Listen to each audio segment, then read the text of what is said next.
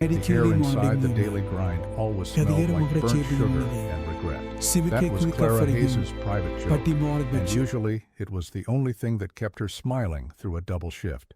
Her feet were screaming, a solid, consistent shriek that started somewhere around her ankles and vibrated up into her temples. 2 lattes, 1 extra shot, skim milk, cinnamon sprinkled, not stirred, for the man in the blue tie, bellowed Brenda, the manager, who had a voice like a foghorn wrapped in sandpaper. Clara, 24 years old and looking 44, thanks to the perpetual exhaustion, wiped down the sticky counter with a practiced, weary swipe. Her tips jar held exactly $4.17. That wasn't even enough for bus fare home, but she was walking anyway. Every penny counted. Every single, miserable copper penny. She wasn't saving up for a vacation to Aruba or a fancy new car. She was saving for Leo. Leo, her younger brother, who was brilliant, funny, and needed an astronomical amount of money to stay enrolled in the specialized engineering program down in Houston. Leo was her entire universe, and right now, her universe was threatening to collapse under the weight of tuition fees and medical bills from that stupid fall he took last winter. She looked at the clock. 3 compots p.m. The afternoon rush was starting to thin out, thank goodness. That's when he walked in. Now, Avenue City wasn't exactly known for its billionaires. We're talking mid-level city, good heart, maybe a few successful regional business owners. But the man who strode through the glass doors looked like he'd stepped off the cover of Forbes. He wore a suit that probably cost more than Clara's entire annual salary, tailored so sharply it looked dangerous. His hair was dark, slicked back, and his eyes, when he finally looked up from his phone, were sharp, cold, and completely focused on whatever world he inhabited, which was clearly not the world of sticky floors and burnt coffee. This was Alexander Sterling. Everyone knew the name, even in Avenue City. He was the head of Sterling Global, the kind of guy who bought and sold entire neighborhoods before breakfast. He was in town for some massive, secretive deal that the local news had been buzzing about for days. He didn't look at Clara. He didn't look at Brenda. He looked at the menu board like it was written in ancient Sumerian.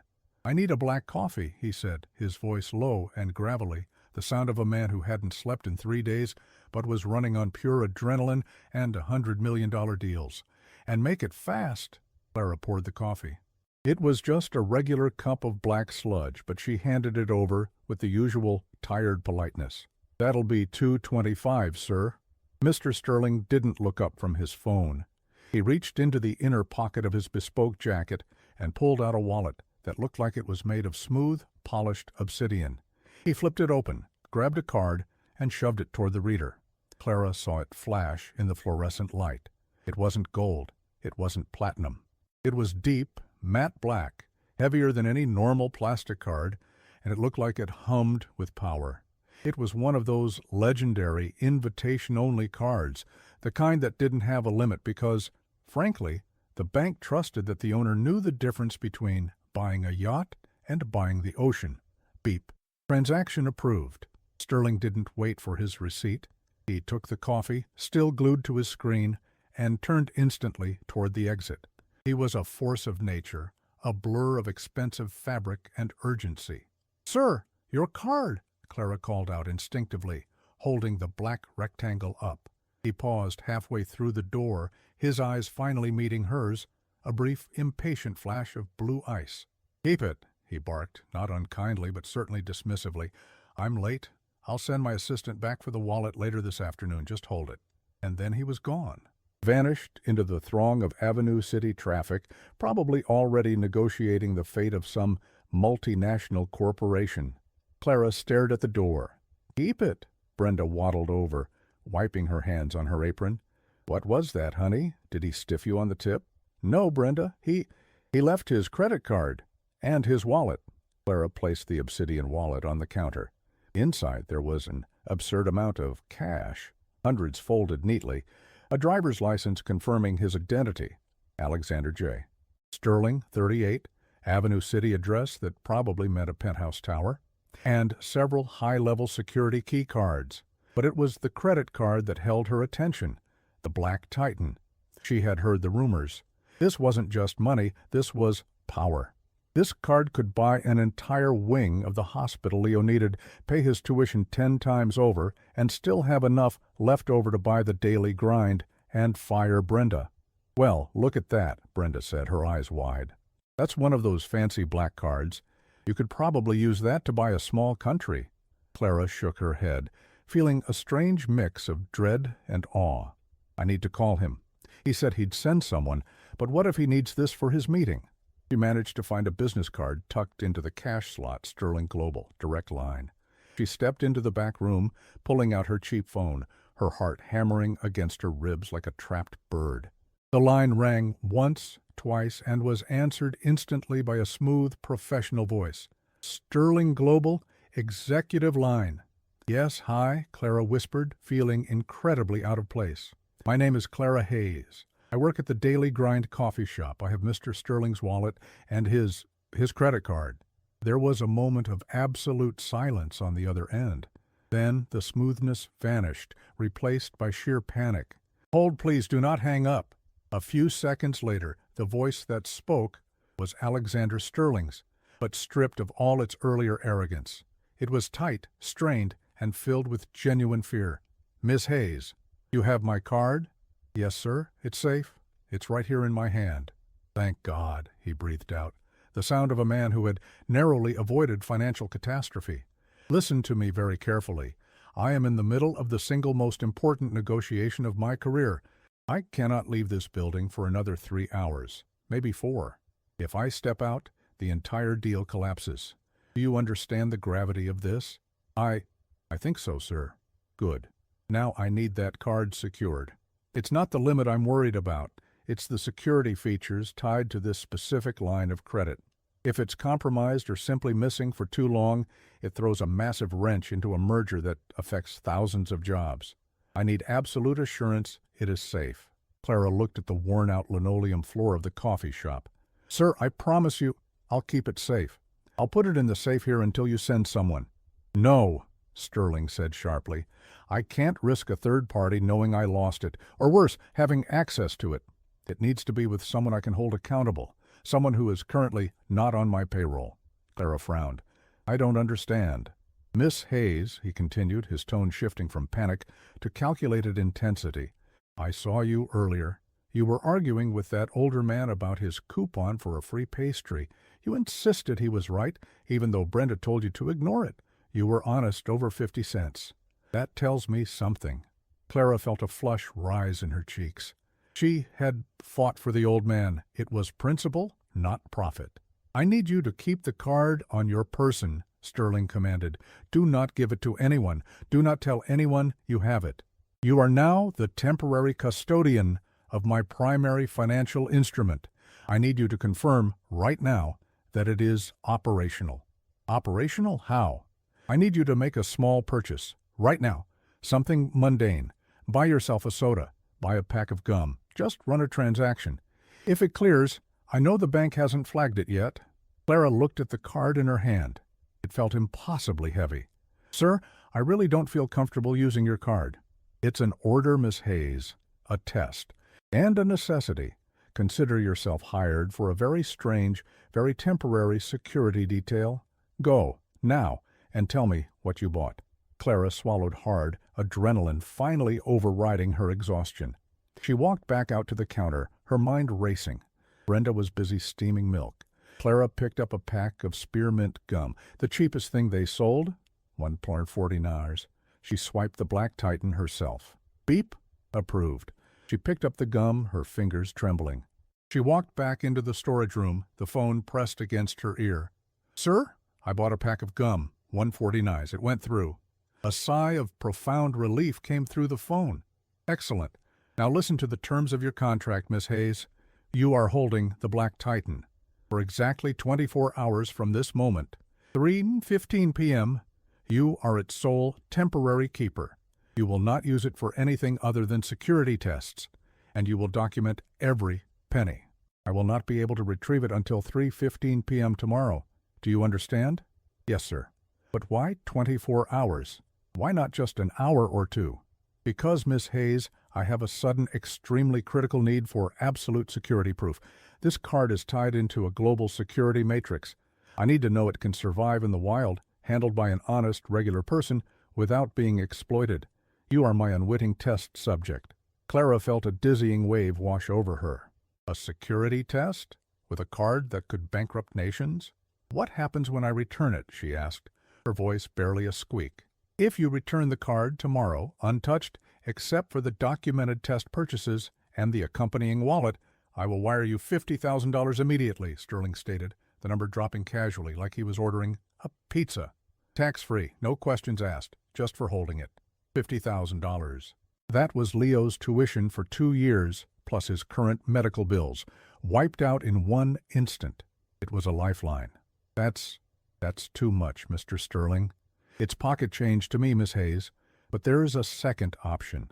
A better one, depending on your nature." Clara gripped the edge of the counter.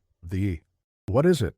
"If during this 24-hour period you feel the overwhelming urge to use the card for a purpose that is truly meaningful, not frivolous, not exploitative, but genuinely meaningful, you may do so.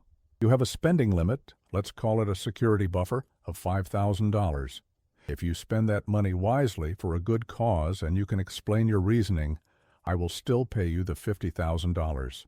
But if you spend that $5,000 on something truly impactful, something that shows me the kind of person you are, I will do more than just pay your brother's tuition.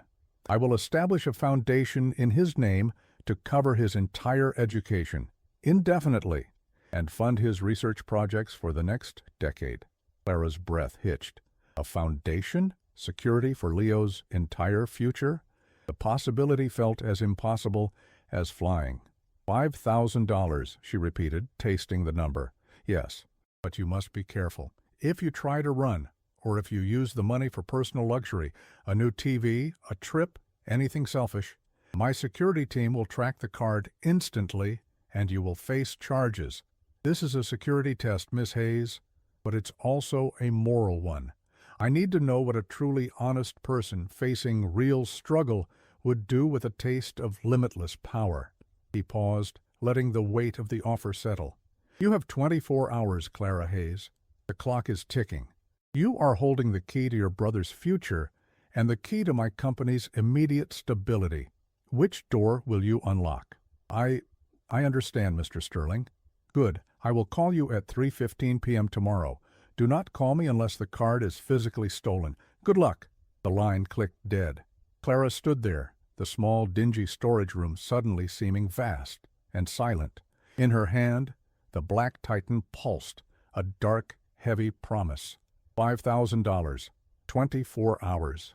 A chance to save Leo, but only if she could navigate the moral minefield of a billionaire's bizarre test. She looked down at the spearmint gum she had purchased. $1.49. What would a truly honest person do with $5,000 and a moral imperative? Clara's mind immediately went into overdrive. Leo needed $8,000 immediately to cover his outstanding tuition before the next semester started. $5,000 would help, but it wouldn't solve the problem entirely. She could use the $5,000 from the card and then use the $50,000 reward to cover the rest and still have a massive cushion. That was the safe route. But the foundation, the complete, total security for Leo, that was the prize tied to using the $5,000 for something truly impactful. She imagined the possibilities. A new coat? No, too selfish. Paying off her own crippling student loans? Also selfish. The money had to be used for impact, for others, to prove her character to a man who probably thought all poor people were thieves waiting for an opportunity. Clara looked at the clock again. 3:16 p.m. The day was already fading outside, turning the Avenue City skyline into a wash of bruised purple and gray. She had to get off work, go home, and figure out how to spend $5,000 in a way that would impress a man who had everything, all while walking the razor's edge of absolute honesty. She punched out at 5 p.m., her shift finally over. Brenda waved goodbye, oblivious to the fact that Clara was carrying the financial power of a small nation in her jeans pocket. The walk home was usually a source of anxiety, focused on the math of her meager budget. Tonight the anxiety was different. It was a high-stakes, thrilling terror. Clara lived in a small, run-down apartment complex managed by a perpetually grumpy landlord named Mr. Henderson. The building was old, the heating unreliable, and the paint peeled like sunburnt skin. The tenants were mostly working-class families, immigrants, and single mothers, people hanging on by a thread. As she turned the corner onto her street, she saw Mrs. Rodriguez sitting on her porch. Mrs. Rodriguez was 82, lived on Social Security, and had been Clara's surrogate grandmother since her own mother passed away. She was currently bundled up in 3 sweaters, even though it was only early fall. "Clara, dear," Mrs. Rodriguez called out, her voice raspy. "How was work?" "Tiring, abuela," Clara replied, using the affectionate Spanish term. She sat down next to her. "Why are you sitting out here? It's getting cold." "The boiler, dear. Henderson said he'd fix it last week, but it's completely dead now. The heat is off in the whole building. He says he needs a special part, and it's going to cost a fortune. Everyone is using space heaters, but I can't afford the electricity bill." Clara felt a familiar stab of frustration, mixed with deep empathy. This was typical Henderson behavior, neglect until forced action. But the thought struck her like a bolt of lightning. Impact. The entire building was suffering. The children, the elderly, the single parents working 2 jobs. They were all freezing because of one broken, essential piece of machinery. Clara pulled the black Titan out of her pocket, the matte surface catching the weak street lamp light. This was not a frivolous purchase. This was necessity. This was helping not just one person, but dozens. This was impactful. But would it cost $5,000? The next hour was a frantic blur of research on her small laptop. She searched for commercial-grade boiler repair costs, installation fees, and the price of the special part Mr. Henderson was claiming was prohibitively expensive.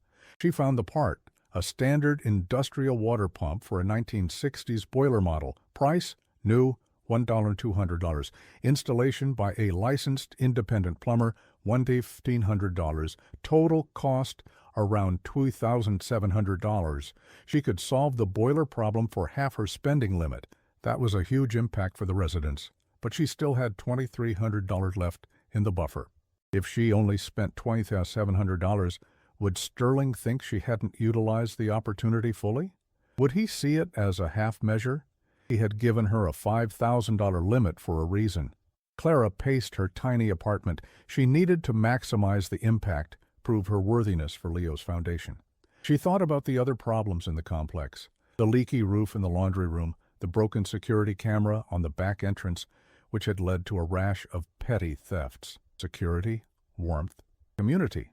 She decided the boiler was priority 1, but she wouldn't stop there. If she had the chance to secure Leo's future, she had to go all in. She picked up the phone and made the first call. She didn't call Mr. Henderson. She called the most reputable plumbing and HVAC company in the city, the one with the 24-hour emergency service. "Yes, hello," Clara said, trying to sound confident and professional, like she owned a business, not a tiny apartment. "I need an urgent repair quote for an industrial boiler pump replacement at 412 Maple Street. I need the part and installation completed tonight, immediately. Money is no object." The dispatcher, clearly intrigued by the "money is no object" part, agreed to send a senior technician immediately. Clara then called a reputable security firm. She ordered the immediate replacement and upgrade of the 4 main security cameras on the apartment complex. Total estimated cost, including installation, $1,800. She added up the total to $1,700 for the boiler, $1,800 for the security cameras. That was $4,500, still $500 shy of the limit. She needed one more thing, something that would solidify the community aspect. As she waited for the technician to arrive, she walked downstairs and knocked on Mrs. Rodriguez's door. "Abuela, I know the landlord is useless, but I've hired a repairman. The heat will be back on tonight, I promise." Mrs. Rodriguez's face crumpled with gratitude. "Oh, Clara, you are an angel, but how did you pay for it? That man charges a fortune." I got a bonus," Clara lied smoothly. "A really big one." As she spoke to Mrs. Rodriguez, She looked at the community garden plot behind the building. It was a mess, overgrown, full of weeds, and unused. The tenants had tried to start a garden last spring, but they lacked the proper tools, soil, and fencing to keep the neighborhood dogs out. That's the $500. She quickly found an online hardware store that offered same-day delivery for bulk orders. She purchased high-quality gardening tools, bags of rich topsoil, seeds for winter vegetables, and enough strong wire fencing to secure the perimeter. Total cost, $487.50. Clara checked her math. 1. Boiler repair, $2,700. 2. Security upgrades, 1 F I-800, run around 3. Community garden supplies, $487.50. Total spent for the $187.50. She was $13.50 under the $5,000 limit. Perfect. She had used the money to create warmth, security, and community, 3 things that money often failed to buy. The Black Titan had just funded a massive, immediate renovation of a struggling apartment complex. At 7:00 p.m., the plumber arrived. Clara, armed with the Black Titan, met him outside. She didn't let him talk to Mr. Henderson. "I am representing the tenants," she explained firmly. "I am authorizing this repair. You will send the bill to this card." The plumber, seeing the obsidian card, didn't argue. He got to work. By 10 p.m., the security team had installed the new cameras, and the plumber was wiping his hands clean. The boiler was roaring back to life, sending blessed, life-saving heat through the old pipes. Clara stood outside, watching the steam rise faintly from the vents. She had done it. She had spent the $5,000. But now came the hard part, the waiting, and the explanation. She went back to her apartment and laid the Black Titan on her desk next to the detailed itemized receipts she had printed out from the repair companies and the hardware store. She wrote a careful handwritten note to Alexander Sterling, detailing every single purchase and the why behind it. She had to make him understand that this wasn't charity. It was investment in human dignity. Clara fell into bed, exhausted but strangely exhilarated. She had 17 hours left until the deadline, and she had already fulfilled the major requirement of the test. She drifted off to sleep, dreaming of Leo, warm and secure, far away in Houston, his future guaranteed. The next morning, the complex was buzzing, the heat was on, children were playing outside, and their parents were talking excitedly about the new cameras. Mrs. Rodriguez brought Clara a warm cup of coffee, her eyes shining with tears. "Clara, the heat. It's heaven. What kind of bonus did they give you, dear? You fixed everything." Clara smiled, accepting the coffee. "It was a good bonus, Abuela, a very good bonus." The rest of the day dragged by at the daily grind. Clara had never been so hyper-aware of time. Every minute was a step closer to 3:15 p.m. Every minute was a step closer to either the financial ruin of being caught in a billionaire's bizarre trap or the salvation of her brother's life. At 3:00 p.m., Clara was back in the storage room, the wallet and the Black Titan laid out, the receipts stacked neatly beside them. She felt a knot of pure dread forming in her stomach. What if he hated her choices? What if he thought she was being presumptuous, spending his money on his test?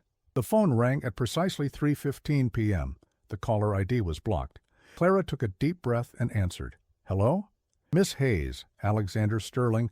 His voice was flat, devoid of the panic of yesterday, but also lacking any warmth. It was the voice of a judge about to deliver a verdict. "Hello, Mr. Sterling. I have your wallet, and the card is here. I have all the receipts and a full accounting of the activity." "Good. Tell me, Miss Hayes," he commanded, "did you use the buffer? Did you spend any of the $5,000? "Yes, sir, I spent $4,887.50. There was a long silence on the line, so profound that Clara could hear the faint static of the connection. $4,987.50, Sterling repeated, the number echoing in the small room. "You were $13.50 short of the full limit. Tell me, Miss Hayes, what did you buy?" Clara gripped the phone tighter, her heart pounding. This was the moment. She had to sell the impact. "Sir, I live in an apartment complex where the landlord neglects essential maintenance. Yesterday the heat went out. The boiler was dead, and the elderly and the children were suffering. I used $20,700 to purchase and install a new boiler pump immediately, restoring heat to 42 apartments. Silence. Clara pressed on, her voice gaining confidence, fueled by the righteousness of her actions. I then spent $1,800 on upgrading the broken security cameras for the complex entrance and parking lot, ensuring the safety of the residents who work late shifts. Finally, I spent $487.50 on supplies, tools, soil, and fencing to establish a communal vegetable garden for the tenants, she finished, leaving the total hanging in the air. Warmth, security, and community, sir. That is where your money went.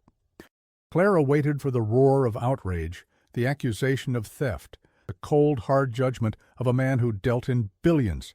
But the response she got was nothing she could have ever predicted. The line was silent for nearly 30 seconds. When Alexander Sterling finally spoke, his voice was thick, ragged, and undeniably broken. "Miss Hayes," he whispered, a sound of profound emotion. I need a moment." Clara heard a choked, sharp inhale on the other end of the line. Alexander Sterling, the icy billionaire who controlled markets and dictated global business, was weeping. "Sir, are you all right?" Clara asked, utterly bewildered. "No, Miss Hayes, I am not all right," he choked out. I am overwhelmed. You bought a boiler and a garden." "Yes, sir. Was that the wrong thing to do?" Clara asked, fear gripping her. "No," he managed, clearing his throat roughly. "It was the most right thing I have ever heard." He took a few shuddering breaths, regaining control. "Miss Hayes, I am sending a car for you right now. Do not move. My security team is already on their way to retrieve the card and bring you to me. We have much to discuss." The line went dead again. Clara stood motionless, her mind reeling. He was crying. The purchase that was supposed to prove her character had somehow, impossibly, made the man who had everything break down. She looked down at the Black Titan. The test was over, but the real mystery had just begun. Why had a boiler and a garden made a billionaire cry? The phone went dead, leaving Clara holding a piece of plastic that felt less like a credit card and more like a live explosive. Alexander Sterling had cried. The cold, ruthless billionaire, the man who moved markets, had been reduced to choke sobs over a boiler and a patch of dirt. Clara didn't have time to process the sheer absurdity of the situation. Within 5 minutes, Brenda, the manager, poked her head into the storage room. "Clara, what in the heck is going on out there? There's a black car outside, the size of a small tank, and 2 guys in suits that look like they're auditioning for the Secret Service. They're asking for Miss Hayes." Clara swallowed, her mouth suddenly dry. "That would be me, Brenda. It's a delivery." "A delivery?" Brenda squinted. "They look like they deliver federal indictments." Clara quickly gathered the wallet, the Black Titan, and her stack of meticulously detailed receipts. She smoothed her apron one last time and walked out into the brightly lit coffee shop. The men were indeed straight out of a movie. Tall, silent, and wearing expensive sunglasses indoors, even though the sun was setting. They didn't look like they drank coffee. They looked like they drank pure, unadulterated efficiency. One of them, built like a brick wall and with an earpiece discreetly tucked in, approached her. "Miss Hayes, we are here on behalf of Mr. Sterling. We require the immediate return of the property." His voice was low and devoid of inflection, like a GPS instruction. Clara held out the wallet. "Here it is. Everything is accounted for. The card is inside." The man took the wallet, but his gaze remained fixed on Clara. "Mr. Sterling requested your presence. We are escorting you now." "Well, escorting me where?" "To Sterling Global Tower. Please come with us." Clara looked around the coffee shop, at the sticky counters, the lingering smell of burnt sugar, and Brenda staring wide-eyed from behind the espresso machine. This was her world. And in 2 swift motions, she was being yanked out of it. "I need to clock out," Clara whispered. "We have handled your employment termination, Miss Hayes," the security guard stated flatly. "Your final paycheck will be wired tomorrow. Let's go." "Oh, terminated?" Well, that was fast. But honestly, after securing Leo's future, she wasn't exactly heartbroken about leaving the realm of skim lattes and sandpaper-voiced managers. She followed the men out to the curb. The black SUV was a fortress of silent luxury. Clara slid onto the plush leather seat, feeling the immediate jarring contrast between the worn-out seat of the bus she usually took and the silent, climate-controlled comfort she was currently experiencing. The drive was short, but transformative. They sped through the familiar streets of Avenue City, but now they were heading straight for the sparkling downtown district where the buildings dared the sky to challenge their height. Sterling Global Tower dominated the skyline, a shard of reflective glass and steel that seemed to mock the modest structures below. When the car finally pulled into the subterranean garage of the tower, it felt like entering a different dimension. Everything was polished granite and hushed reverence. Clara was led through secure corridors, past security checkpoints that scanned her eyes and fingerprints, even though she had neither registered. Finally, they reached the top floor, the executive suite. The doors hissed open, and Clara stepped into a world of impossible silence and terrifying views. The office was vast, spanning the entire breadth of the building. One wall was a seamless sheet of glass, overlooking the entire city, making the buildings she had just passed look like toy blocks. Alexander Sterling was standing by the window, his back to her, looking out at the empire he controlled. He was still wearing the expensive suit, but the jacket was off, and his tie was loosened. He looked less like a statue and more like a human being, a deeply tired one. "You can leave us," Sterling said to the security detail without turning around. The doors hissed shut, leaving Clara alone with the billionaire. The silence stretched, punctuated only by the distant hum of the city far below. Clara felt a sudden surge of strength, born of necessity. She had done her part. She had been honest, efficient, and impactful. She wasn't going to stand here and tremble. "Mr. Sterling," she said, her voice clear despite the tremor in her hands, "I returned your wallet and the card. I have the receipts here." She held up the stack of papers. Sterling slowly turned around. His eyes were red-rimmed, but the icy quality was back, wrapped around an undeniable core of vulnerability. "Sit down, Miss Hayes," he instructed, gesturing to a sleek leather chair that probably cost more than her whole apartment's furniture. Clara sat, placing the receipts on the polished mahogany table. Sterling walked over and leaned against the edge of the desk, looking down at her, not with arrogance, but with intense scrutiny. "You fixed the boiler at 412 Maple Street," he stated, not asking a question. "Yes, sir. It was an urgent need. The tenants were freezing." "And the community garden supplies?" "Hope, Mr. Sterling, and community. It was the cheapest way to invest in the collective happiness of the residents." Sterling picked up the receipt for the gardening supplies, his long fingers tracing the line item for bulk topsoil. "You spent $4,187.50, he repeated, $13.50 remaining. "Why not spend the rest? Buy yourself a nice meal, perhaps? You've been working double shifts for months, I assume." Clara shook her head immediately. "No, sir, that would have been selfish. You said the money had to be used meaningfully, not frivolously. The garden supplies completed the circle of warmth, security, and community. Anything else would have been for me, and that would have invalidated the test." Sterling let out a soft, dry laugh, but there was no humor in it. "Invalidated the test. You understood the rules better than I did, Miss Hayes." He put the receipts down and finally met her gaze. "I owe you an explanation, Clara Hayes. Not for the test, that was real, but for my reaction." He walked back to the window, his eyes focused on something only he could see in the distance. "I grew up in Avenue City," he began, his voice dropping to a near whisper. "I didn't grow up in this tower. I grew up in a place where the air always smelled like regret, too. But not because of burnt coffee, because of poverty, because of struggle." Clara listened intently. This was the first time she had heard Alexander Sterling speak like a man, not a machine. "I lived in an apartment complex that was falling apart. My mother was a nurse working 3 jobs, trying to keep me and my sister afloat.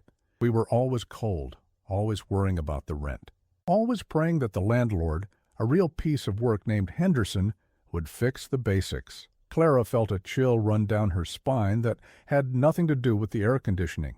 "Henderson is still the landlord at 412 Maple Street, sir." Sterling nodded slowly. "I know. The address triggered something when I saw it on your banking activity log. I was watching. I was curious to see if you would use the money to escape your own struggle, or if you would try to escape for someone else. Your brother, Leo." He turned back, his expression deeply serious. "But you didn't just buy a solution for Leo's tuition. You bought a solution for a community, and you bought warmth." He paused, running a hand over his face. "When I was 10, it was the dead of winter. The boiler died. My sister, Sarah, she was 4 years old. She got pneumonia. We begged Henderson to fix the heat. He said he needed the special part and couldn't afford it. He was lying then, just as he was lying to your neighbors now." The pieces clicked into place for Clara, horrible and sharp. "Sarah died, Miss Hayes," Sterling said simply, the words heavy and final. "Pneumonia. It wasn't the cold that killed her, the doctors said, but it was the cold that allowed the illness to take hold.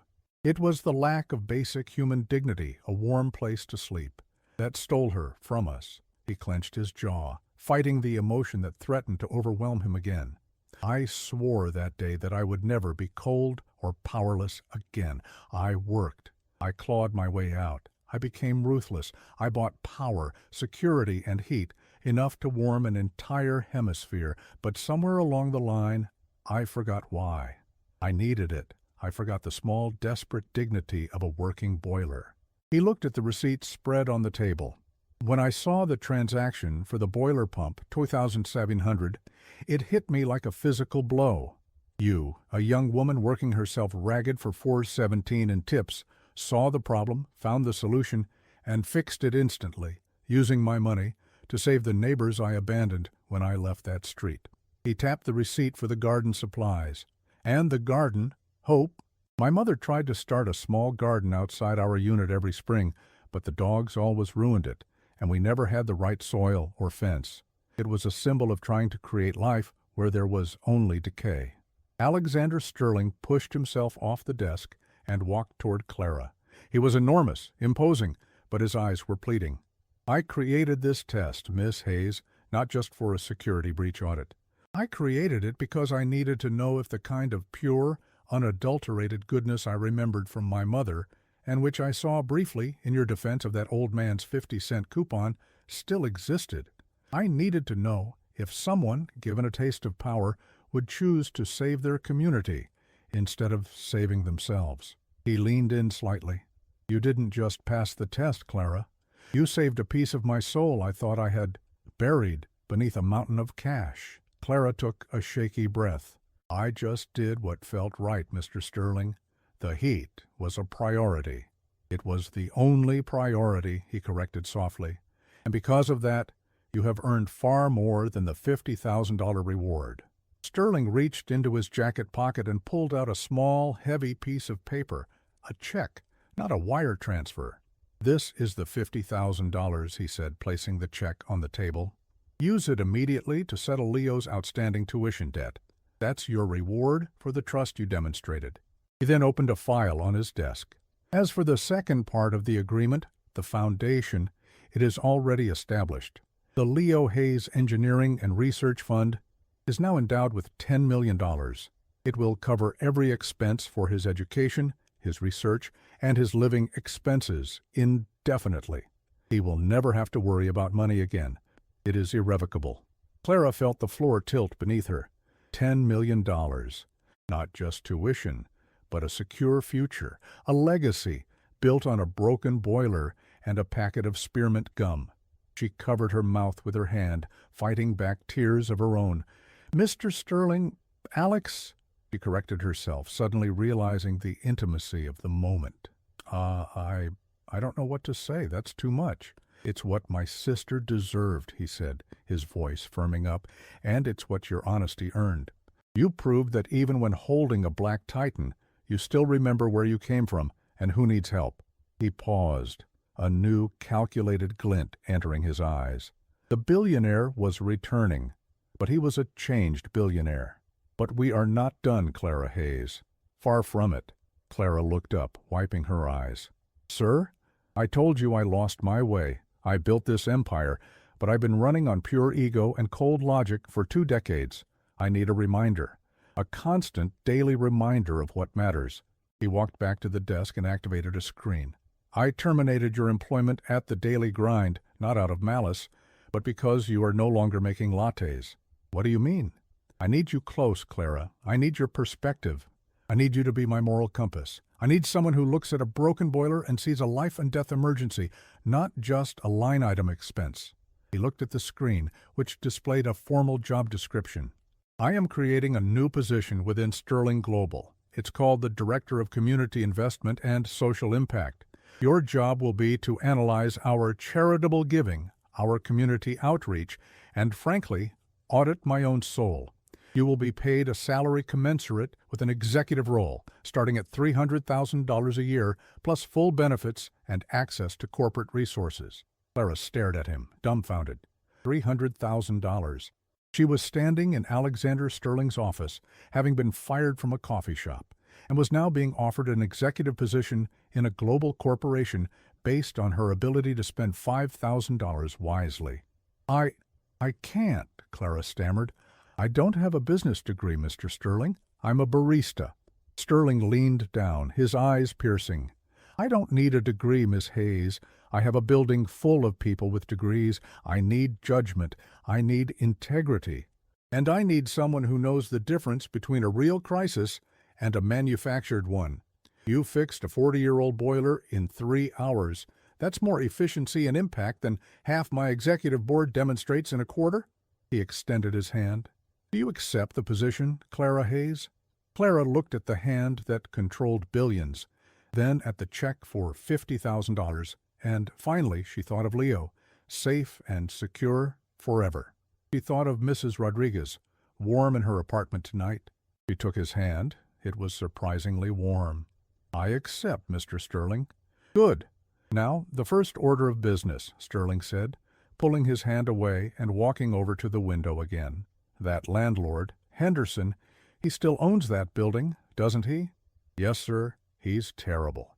Sterling smiled, a real, genuine, if slightly predatory smile. He won't be for long. The very first action of the new Director of Community Investment will be to acquire 412 Maple Street. We will evict Mr. Henderson and convert that building into high-quality, low-income housing, fully managed and maintained by Sterling Global's new social impact division. We will start with the place where my sister died, and we will make it a place where hope is nurtured, not crushed. Clara felt a fierce thrill of excitement. This was real power, power used for good, orchestrated by the man who had forgotten how to use it himself. I'll start the paperwork immediately, sir, Clara said, standing up straighter. Excellent. Now I need to make a phone call. I need to tell my mother what you did. Sterling walked toward the door, then paused. And Clara, thank you. You have no idea what you've done for me. He left the room, presumably to make the call that would explain to his mother how a young barista had fixed the wound he had carried for 28 years. Clara was left alone in the vast, silent office. She picked up the $50,000 check. It felt light, insignificant compared to the weight of the responsibility she had just accepted. She looked out the window at Avenue City, the lights twinkling in the approaching darkness. Down there somewhere, Leo was studying, unaware that his entire future was secure. Down there, the residents of 412 Maple Street were enjoying the blessed warmth of a new boiler. And down there, somewhere, Henderson was about to get a very unpleasant surprise. Clara knew this was just the beginning. She had gained a fortune, a new career, and a billionaire boss who was relying on her moral compass. But she still had so many questions, the biggest one being, how do you maintain your own simple honesty when you are suddenly navigating the complicated high-stakes world of Alexander Sterling? She pulled out her phone and sent a quick text message to Leo. Emergency funds secured. Don't worry about tuition. Call me later. She looked at the clock. It was 4:30 p.m. Her 24 hours with the Black Titan were over, but her life had just begun. She walked over to the desk, placing the check carefully inside her worn handbag. She was about to leave the office when she noticed a small framed photo tucked away behind a stack of annual reports. Curiosity overcoming caution, Clara picked it up. It was an old, faded photograph clearly taken decades ago. It showed a young boy, perhaps 10 years old, with intense, serious eyes, a miniature Alexander Sterling. He was standing next to a tiny girl with bright pigtails and a gap-toothed smile. The girl was holding a muddy trowel, standing proudly next to a small, ragged plot of dirt. A few tiny, struggling sprouts poked out of the soil. The community garden. Clara realized then that the $487.50 she spent on soil, tools, and fencing hadn't just been a good idea for the residents of 412 Maple Street. It was a completion of a promise Alexander Sterling had never been able to keep to his sister Sarah. He hadn't just cried because of the boiler. He cried because she bought hope and dignity for the ghost of his childhood. Clara carefully placed the photo back down. She understood now. This was more than a job.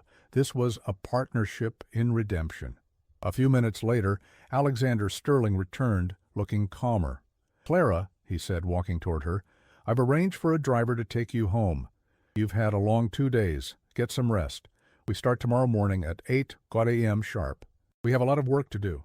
"Understood, sir." "One more thing," he added, stopping at the door.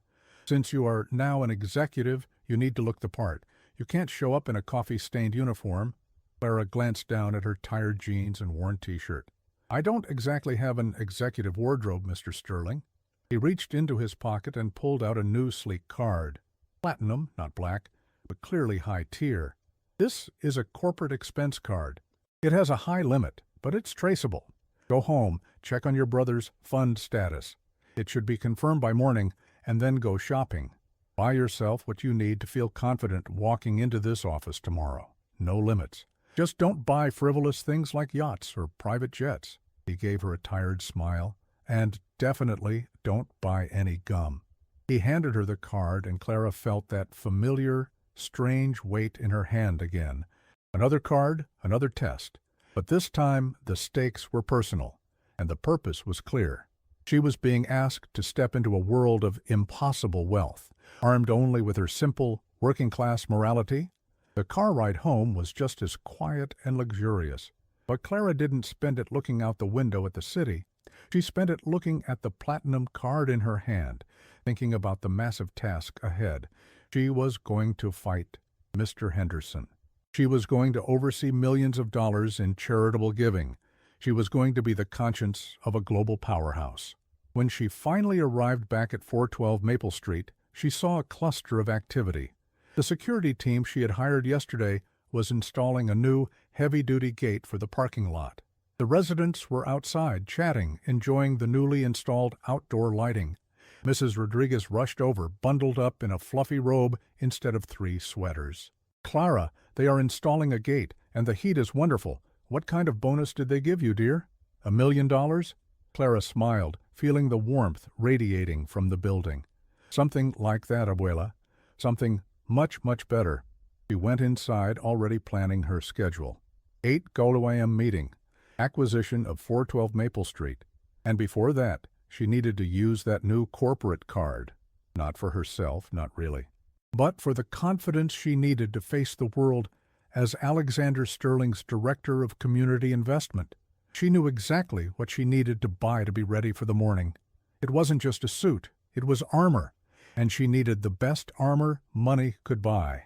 The next morning, Clara stood in front of the mirror in her tiny apartment, adjusting the collar of her new, impeccably tailored suit.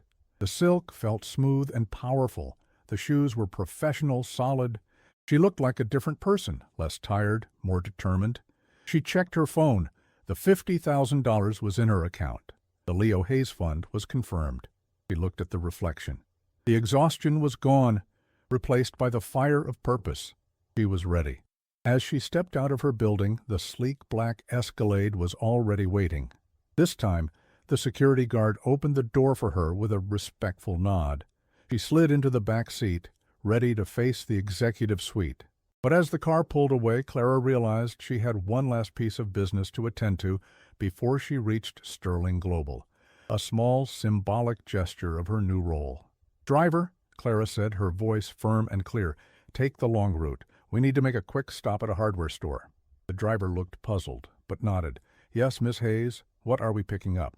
Clara smiled, holding the new platinum card in her hand. "We are picking up a small custom-made plaque. It's for the garden at 4012 Maple Street. It needs to read, 'The Sarah Sterling Memorial Community Garden.'" The driver merely adjusted his cap and headed toward the nearest industrial area. Clara knew Alexander Sterling would see that transaction, and she knew exactly how he would react. She was no longer just his conscience. She was his partner in healing old wounds. The journey to Sterling Global Tower was about to get very interesting. The sleek black Escalade pulled away from 412 Maple Street, but it didn't immediately turn toward the gleaming towers of downtown. "Take the long route," Clara told the driver, her voice steady. "We need to make a quick stop at a hardware store." The driver, a man named Marcus, who looked like he'd seen everything and reported none of it, didn't question the instruction. "Yes, Miss Hayes. What are we picking up?" "We are picking up a small custom-made plaque," Clara confirmed, looking out the window at the building that had housed so much anxiety and now held so much hope. "It's for the garden at 412 Maple Street. It needs to read, 'The Sarah Sterling Memorial Community Garden.'" Marcus simply adjusted his cap and drove on. He didn't need to know the history of a dead sister, a broken boiler, and a billionaire's profound regret. He just needed to know the destination. Clara handled the transaction swiftly, using the new platinum corporate card. It felt different than the Black Titan, less like a weapon and more like a tool. The plaque was ordered for immediate engraving and delivery later that afternoon. It was a small expense, maybe $150, but she knew it was the most important purchase she would make all day. It was the final silent communication to Alexander Sterling. "I see your wound, and I will help you heal it." When the Escalade finally pulled up to Sterling Global Tower, the sun was bright, reflecting off the glass in blinding sheets. Clara stepped out onto the sidewalk, no longer the tired barista, but the director of community investment. She was wearing her new armor, a suit tailored perfectly, shoes that clicked authoritatively on the marble floor of the lobby. She didn't feel like an imposter anymore. She felt earned. Upstairs, the executive suite was just as overwhelming as the night before, but today she walked in with purpose. Alexander Sterling was already at his massive desk, surrounded by monitors displaying stock tickers and complex data streams. He looked up, and for the first time Clara saw a flicker of actual admiration in his eyes, rather than just intense curiosity. "Good morning, Miss Hayes," he greeted her, standing up. "Punctual. I expected nothing less." "Good morning, Mr. Sterling," she replied, walking confidently to the seat opposite his desk. "I reviewed your initial expenditures on the corporate card," he said, cutting straight to business. "A significant investment in professional wardrobe. Appropriate. I also saw a charge for a custom plaque." He paused, leaning forward, his gaze piercing. "A plaque for the garden at 4-12 Maple Street, the Sarah Sterling Memorial Community Garden." Clara didn't flinch. "Yes, sir. It was a necessary expense. The garden needed a name, and your sister deserved to be remembered in a place of hope." Sterling didn't move for a long moment. He didn't cry this time, but the emotion that washed over his face was profound, a mixture of gratitude and acceptance. "Clara," he said, softening her name, "you are remarkable. That was not an audit. That was a gesture. Thank you." "We have a lot of work to do, sir," she steered them back, sensing he needed the distraction of business. "Starting with 412 Maple Street." "Indeed," Sterling agreed, the shift back to the ruthless CEO, instantaneous. He gestured to a large printout. "My legal team has already prepared the initial offer for Mr. Henderson. Since he is in violation of numerous safety codes, and given the documented history of neglect, we are not negotiating. We are presenting him with a mandatory purchase agreement. He has 48 hours to accept the fair market value, or we initiate eminent domain proceedings based on public hazard." Clara felt a surge of satisfaction. "When do we meet him?" "We don't," Sterling said, a thin, cold smile touching his lips. "You do. You are the Director of Community Investment. This is a community issue. I want you to deliver the papers personally. I want him to understand that the people he ignored are now the ones holding the power." Sterling handed her a thick file. "Your first executive assignment, Clara, Go clean up the mess." He left. Clara took the file. It felt heavy with justice. She was driven straight back to 412 Maple Street. But this time, she didn't enter her apartment. She walked directly to the tiny, dilapidated rental office where Mr. Henderson, a man with the perpetually aggrieved look of someone who thinks paying tenants are an inconvenience, was counting change. Henderson looked up, annoyed. He didn't recognize Clara in the expensive suit, but he recognized the authority it implied. "Can I help you, ma'am? Rent is due on the 1st, not the 3rd. Clara didn't sit down. She placed the heavy legal file on his cluttered desk. "Mr. Henderson," she said, her voice clear and carrying the weight of Sterling Global. "My name is Clara Hayes. I am the Director of Community Investment for Sterling Global. We are acquiring this property, effective immediately." Henderson scoffed, pushing the file away with a grimy finger. "Acquiring? Lady, this building isn't for sale. I've been running this place for 30 years. You tell your fancy corporate friends to buzz off. This isn't Wall Street." Clara opened the file to the first page, showing the official letterhead of Sterling Global Legal. "I think you'll find it is, Mr. Henderson. Over the last 24 hours, we have documented all outstanding maintenance issues, including the boiler that failed due to your willful neglect, the security camera failures, and multiple violations of housing code. We are offering you a non-negotiable buyout price, which is generous, considering the liabilities you face." Henderson's face went pale as he finally recognized Clara. "You, the girl from apartment 3B, what is this? A joke? Did you win the lottery?" "Something like that," Clara said, her expression entirely professional. "You have 48 hours to sign. If you refuse, Sterling Global will initiate legal proceedings that will not only force the sale, but will likely result in a criminal investigation into the death of Sarah Sterling, who died of pneumonia in this building 28 years ago due to the lack of heat you refused to provide." Clara watched the blood drain from his face, leaving him a sickening shade of gray. The mention of Sarah Sterling, a name he probably thought was buried forever, was the final blow. He slumped back in his chair, defeated. You can't do this." "We already have," Clara corrected. "Sign the papers, Mr. Henderson, and clean out your desk. You are done here." Clara left the office, walking out into the sunshine. The feeling of justice delivered was better than any cup of coffee she had ever brewed. She called Sterling immediately. "The papers have been delivered, sir." He recognized the name, and he understands the implications. "Excellent, Clara," Sterling replied, a hint of steel in his voice. "Now, let's focus on the transition. I want that place renovated immediately. Every apartment unit is to be upgraded. We are turning that complex into a model for affordable housing." The next few weeks were a whirlwind.